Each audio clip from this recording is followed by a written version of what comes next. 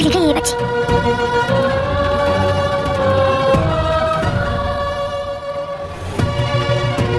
बेटा। Serial drama ये रिश्ता क्या कहलाता है के आने वाले एपिसोड होने वाले हैं धमाकेदार। आने वाले एपिसोड में आप देखेंगे कि अरमान ने लिया विद्या से आशीर्वाद। जी हाँ दोस्तों, अरमान विद्या को देखता है, उसके पीछे पीछे आ रहा होता है, वो परेशान होती है। वो मन ही मन में अरमान कह रहा होता है, माँ आपने तो मुझे माफ़ कर ही दिया होगा क्योंकि इतने सालों से मैं आपसे दूर हूँ। तो इतनी देर में वो किसी से टकरा जाती तो उसकी चप्पल उतर जाती, तो चप्पल के बहाने अरमान बैठ कर उसे चप्पल पहनाता है। तो गलती से अरमान को देखती नहीं, लेकिन हाथ पर सर पर हाथ रख कर आशीर्वाद दे देती है अरमान को। अरमान बहुत खुश हो जाता है।